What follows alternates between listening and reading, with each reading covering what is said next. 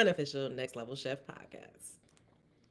Good morning, good evening, good afternoon, wherever this podcast may find you. I hope that it finds you in great spirits. Welcome back, friend, and welcome if you are new. I am your host, Honest M of the Dear Showrunner podcast, a podcast that is all about TV, and just a little life. And this season, we are covering Next Level Chef, where our chefs have the chance to win a $250,000 prize as well as a year-long mentorship.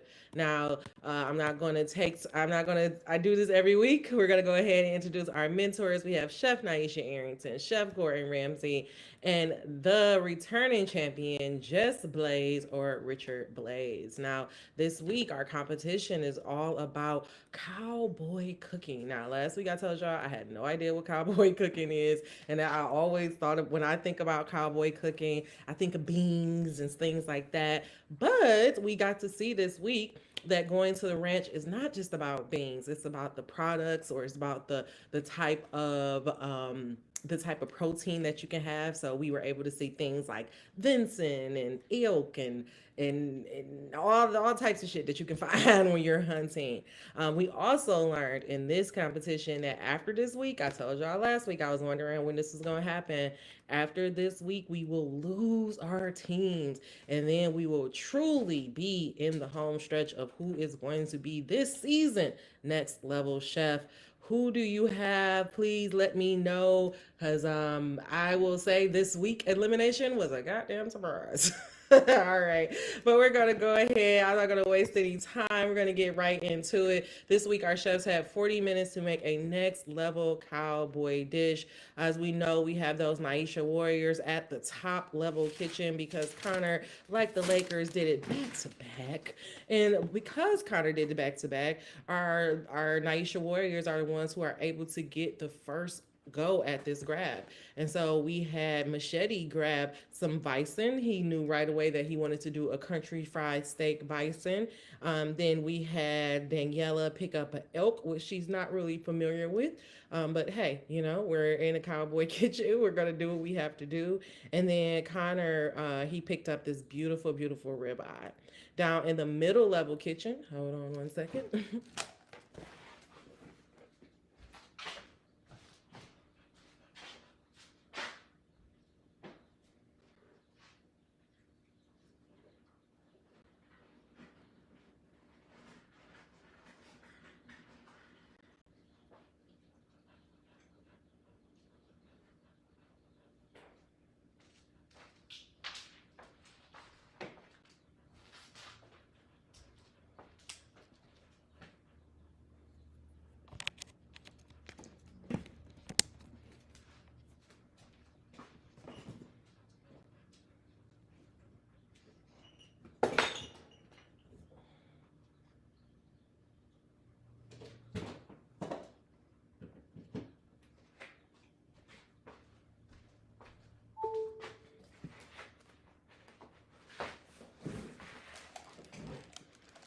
At the top level kitchen, we have Machete, who is doing a country fried Vincent bison, countryside bison. He knew right away that this was what he wanted to do. He said that this is something that he cook all the time, and it just reminded him of home. And so he knew right away that he wanted to do this countryside. He wanted to do this meal. And so as he's cooking it, he knows that he has a lot going on. Machete was just like really running behind on the cook. And then when he coated his venison and, of course, some like breadcrumbs to kind of give it that country fried texture. And so when it was on the grill, when it was like sitting pan searing, Naisha was like, hey, you need to take it out, because it's going to dry out. It's very sensitive meat, blah, blah, blah, blah, blah. And Machete was just kind of like snapped at her, was like, hey, look, I got it. I hear you, but I cook this every single day. And he's like, I cook this every week. I know what I'm doing. And it was funny because I'm like, this is like the second team member that kind of like snapped at Naisha. She just kind of just like, she just took it and was like, whatever. But that was about Machete Cook. Let's move on into the middle level kitchen where we have those boys in blue. Christian, he picks up a duck for his he picks up a duck for his protein. Jared picks up a bison steak. And Darian picked up a squab. He said he's not really familiar with it. Cowboy cooking really isn't his thing, but he's going to make the best of it. And so with Jared says that he doesn't really use bison. He hasn't cooked bison like as a steak, but he makes bison burgers all the time. And so he was going to do like kind of like a squashed to, potato, or like, yeah, smashed potato, and then put his steak on top of that. Whereas Darian forgot to get a starch, and so he ended up making his own stencil, which actually is just like egg and flour, but it can make. I wonder if it comes out like maybe potatoey. I'm not sure. I thought that was very impressive how Darian made his own starch, and he was really coming up against the wire. And Darian really just teaches us in this moment that he really just teaches us in this moment to keep what we've been talking about for these last 8 or 9 weeks is just keeping his composure. Richard Blaze was, he was really starting to freak out and kind of buzzing around Darian, and he's like, we're getting to this phase where I'm like, I don't know if you're moving too slow or I'm moving too fast. But Darian just kept his composure, and he was able to put together a dish. His first batch of stencil came together horribly, and they were like all kind of clumped together. But thankfully, within the last like 4 minutes, he was able to do another batch, and it actually came out good. And Darian just teaches us the benefit of keeping your composure in high pressure situations. Next up, we're gonna go down, down, down in the basement to those beautiful Gordon girls, where we have Cole picked up catfish. Where Cole picked up catfish, Andy picked up wild turkey, and Gabby picked up rainbow trout. And so the big thing with Cole is, she had a very clear vision: catfish, cabbage, a very, catfish, cabbage, cornbread, very black staple, something that people eat all the time. But her thing was her cornbread was not really cooking really fast. When she put it in the oven, by the time she took it out, it was like very soggy in the middle. But the good thing is that, Gordon helped her to kind of like, think through it really fast. And also, it reminds me of her series that she has. I don't know if you guys been checking it out, but Going Beyond the Levels. But she's talked about how in one of the first competition, Blaze said that if it doesn't look good, then don't put it on a plate. And so instead of serving the chefs like half done cornbread, she did cornbread crumbles instead. And so Andy big thing was all about this wild turkey. We really don't eat turkey like that, outside of maybe a sandwich meat and on Thanksgiving. And so her thing was just really about trying to cook the turkey without it actually drying out in the process. She had to really lean on Chef Ramsay to kind of get it through. But in the end, she was able to put together a pretty good dish. The turkey did end up drying out a little bit in the end. And then I talked about Darian. Going into the mentors debate, some of their top dishes that they really, really love was some of the top dishes that they really, really love. Oh, let me talk about the mid round drop. In the mid round drop, they had I can't believe it's not butter, which I'm like, is this a product placement? Like, is this a product placement? I'm gonna tell y'all something. Let me just tell y'all a funny little joke. When I first started like cooking, like really taking recipes off of YouTube, one of the recipes that I had said like you have to use actual butter. And they were like, margarine is not butter. I cannot believe it. Butter is not butter. And so for my whole life, y'all, I thought margarine was butter. And it wasn't until I saw that recipe, it was like use real butter. And then I started using real butter and never looked back. Like my life was completely changed. And so I was just like, this can't believe it not butter. I'm like, is this like a product placement? But anyways, so that was the product drop. I mean, that was the mid round drop. And they were always talking about like these making cowboy butters. Everything is, you can buy these in the grocery store now. You can buy like basil and Italian garlic Parmesan butter and or cinnamon butter, stuff like that. It's talking about compound butters, and so our chefs had to create a compound butter that will really complement their dishes. And so some of their top dishes that they really really love. And the reason why I wanted to bring that up is because for Gabby, that's really where her dish ended up accelerating. Like at first, she had just this hummus and she had this rainbow trout, which a really Cuddy. Please, yeah, stop licking. I'm paying. Stop licking on that little wound. Stop. Yeah, I'm paying attention to you. Sorry. Sorry. But so like she just had like this hummus and the rainbow trout, which really didn't take a long time to cook. But then they had that meal round drop where she was able to see like all these herbs and citrus notes, and that was really where she was able to pull her dish together with that compound butter drop. And so it just goes to show you like sometimes those mid round drops are they as much as they are there to throw a monkey wrench in our chefs plans, they really help for some of the chefs that take advantage of that obstacle and use it to their benefit. They really can take their dish to the next level. And we saw that last week with Connor when he got that bone marrow. Also when Andy got the pancake for her stew. And so it just is a lesson that it can teach us that, you know, sometimes when we don't run from a challenge or try to ignore it, but really face it head on, we can actually get the benefits of not only seeing our power, seeing our strengths, but maybe even our creativity. And that's how those challenges can help rise us and get us to the next level. But going into our mid-tour debate, our top dishes was, of course, Gabby with her rainbow trout. We had Christian with the duck. He did this very like nuri. They talked about how he had a lot of these umami flavors that were going, which makes me like, oh, I really probably need to start cooking with more Asian dishes because I love that umami like taste. Like I don't, it's not sour, but I just really love that profile, and I really need to start cooking with it a lot more. And then of course they loved Connor's ribeye because he really cooked it in like a cast iron skillet and like really made it like a cowboy dish. Some of the dishes that they did not care for too much was, of course, Andy wild turkey. They said that it just ended up drying out. Jared bison steak. Naisha didn't know if he was making smashed potatoes or hard, but like he really had the smashed potatoes or mashed potatoes, like the in between. Really, Naisha really didn't like it, and she said it wasn't refined at all.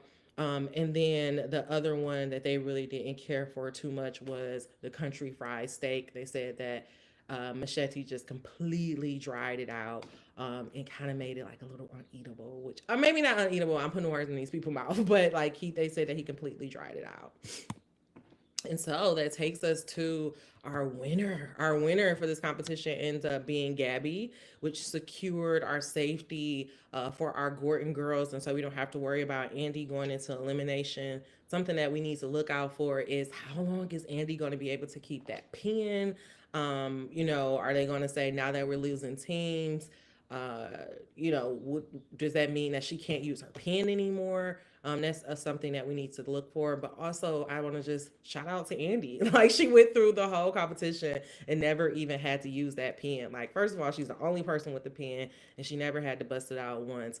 And I just want to say, like, Andy, I take off my hat to you. I literally sing this woman praises every single show, and I still cannot, like, I just cannot like put together the fact that and like the girl from Upload is like Chef Andy. Like I just these those two people would never be in the same universe for me, but that is who she is. And it just goes to show you that people are so multi-talented, and I'm just so excited to see Chef Andy's career just continue to bloom and blossom. I don't know why I keep saying this every episode, but it's just amazing to me to just see like it's just really kind of amazing. It just goes to show like you really don't know anybody. Um and so yeah, our elimination comes down to Machete versus Jared. As you will see, I didn't really say. I'm gonna get to the end. I'll explain why I didn't tell you what my big aha moment was this week. I'll save it. So we get down to the grand finale. We're duking it out with Machete and Jared. They both have to come up with a king salmon dish. We got a home chef versus a pro chef. Machete, he really wanted to char, like get a really crispy char on his salmon skin, whereas Jared just really took, the textbook cooking approach And it just made me, it was hard to watch because like people, of course the girls were up there and Gabby was just literally screaming to Machete like, take it off, take it off, take your salmon off.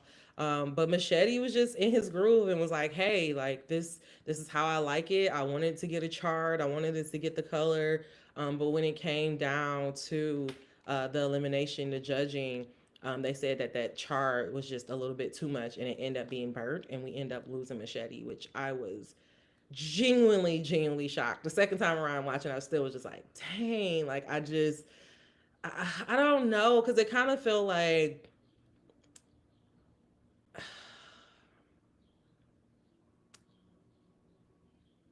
it's like I'm wondering if the reason why Machete, I'm just gonna say it. I wonder if the reason why we lost Machete, like, is it more of a cultural difference? Because and of course, like Machete's not a black man, so I don't know, but I do know like country people and people in the South, they tend to just put more seasoning and like I don't want to say overcook their food, but cook their food just in a different way.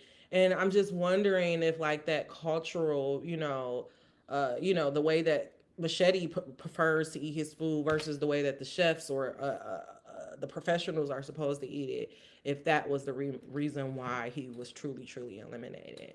Um, just something to think about. I really thought Machete was going to go down to at least the top four, top three. So I was shocked that we end up losing him. But I do want to give a shout out to Jared because he just, he just cooked that very smart, and was not about trying to like overly impress or do anything super fancy, but it was really about just cooking a really good piece of salmon. And because he focused on the simplicity of it, he ended up winning. And honestly, I think that that is our big life lesson of this week. I I really think that the winners and the people who excel in these competition are people who keeps it simple, who are not overcomplicating it. Like, yes, there may be a level of creativity in it within their vision. So, say, when Andy, when she was making that goat stew pancake, but there is like just a simplicity to it. And I think we can see that in like Connor. Connor is not, and again, this could be your gift and a curse, but it's like I feel like the chefs who keep it simple, who play up to their strengths, who cook the food that they know are the ones who excel in this competition. And maybe that's something that we can learn. I remember Matt Dad from earlier in the season where he said, sometimes I know what I'm doing. He said I have to keep it simple, stupid. Keep it like sometimes that is necessary. So I think that could be one of our life lessons. Another one of our life lessons is definitely coming from Jared. As he was in elimination, he had this rice that he put in a pressure cooker. And just like how everybody was telling Machete to take that salmon off, everybody's telling Jared, you need to, check your rice, check your rice, check your rice. And he's like, I can't check my rice because if I do, it's gonna just mess it up. And so I just have to trust the process, and trust that by the time I pop off this lid, that my rice will be cooked. And that's just something, it is so much about life where you can't check in to see how well you're doing, where you don't know the process until you actually finish. And you just have to simply trust the process. As a writer, trust me, that's literally, I feel like, is all writing is. And so I thought that that was a really good lesson to learn from Jared this week. And our other lesson, our final lesson, comes from the man himself, Mishate. Will conquer your dreams. I really was gonna start this podcast off by saying like a win is a win. I've been talking about this for the last couple of weeks.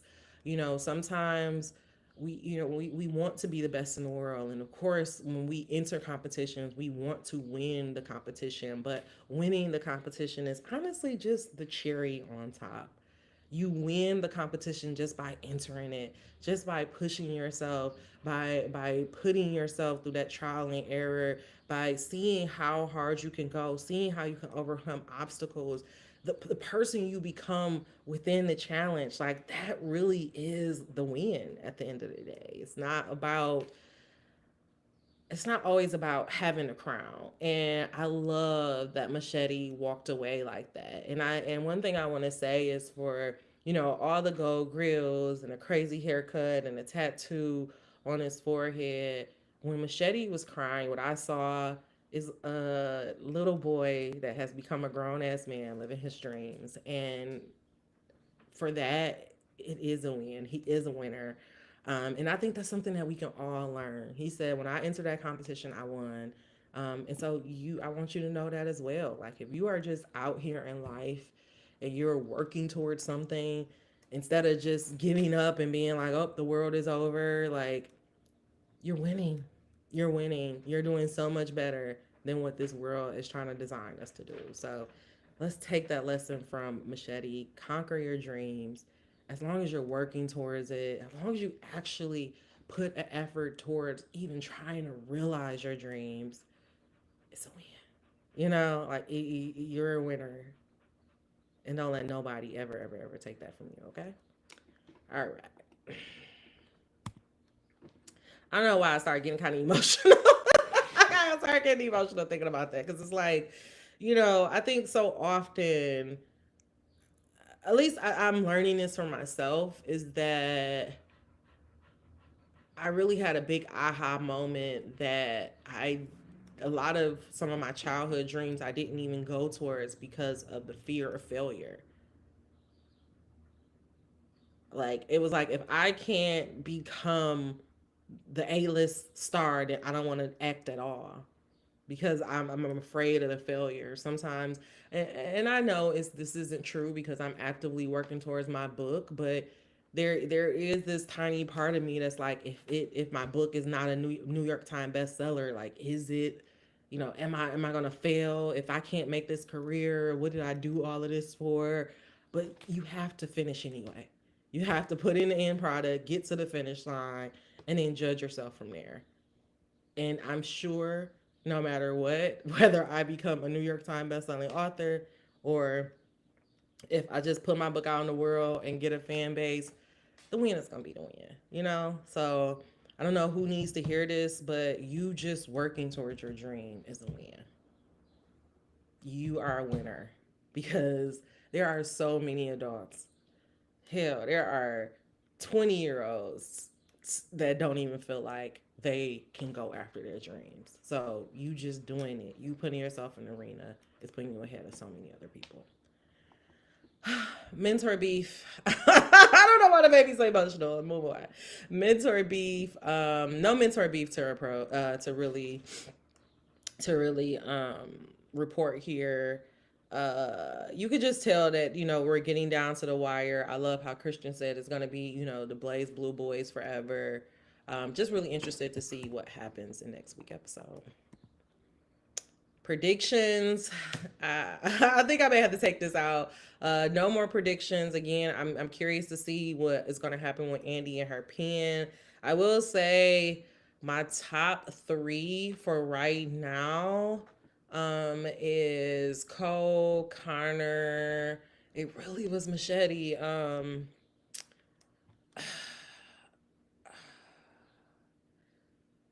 I, Ideally, I would honestly love to see Cole, Connor, and Andy. Like, that would be a good top three for me. But I don't know. Daniela is scrappy. She's not gonna go down with the fight. Jared and Darian clearly have shown that they're not going down with a fight. The one thing that so to be curious to see who ends up getting eliminated. I told you I'm just here for a good end game. One thing that we do need to watch out for is there going to be a double elimination? Because I need to look and see. I want to say that Next Level Chef is over like the second week in May, and we still have like 8 contestants, and it's not 8 weeks left. Okay, let's see if we can do this real quick. Let's look at a calendar. Let's look at the calendar. All right, I'm looking at the calendar. Okay. So if it's over by, I think it's going to be over like May 8th. Matter of fact, let's just see.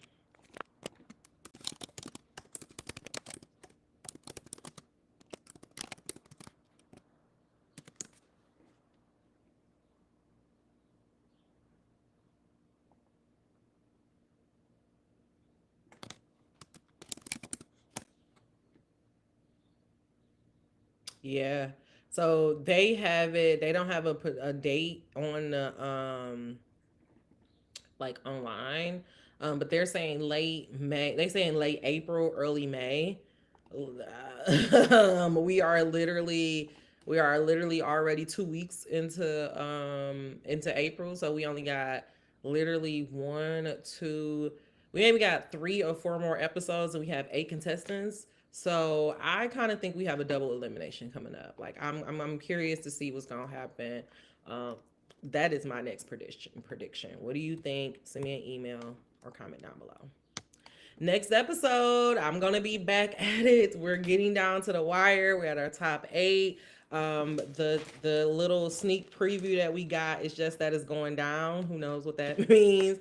I wonder if they. Oh my god, what if they do the platform not stopping again? Like, what if that happens again? Like, what if that's like the new thing from for the whole finale, like the end game? Like, the platform is never gonna stop. Like, that would be crazy. But that is it, y'all. I have made it to the end of the episode. You already know what I'm going to say. Until we meet again, dream those dreams. Never let the internet rush you, and never ever let someone tell you what you cannot do. I am your host, Honest Am, of the Dear Showrunners podcast, as well as the Dear Showrunners podcast. If you love what you hear here, please check me out at www.honestlysis.com. We just released our first newsletter as we starting up our new season. So make sure that you check that out. I have a little special bonus coming to the Honestly Sis fam in 2 weeks. If you're curious to learn about that, make sure you join our mailing list at www.honestlysis.com. Now, thank you, friend, so much for helping my dreams come true. Now, get your ass out there and work on your own. All right, friend, I will see you at the top or in the next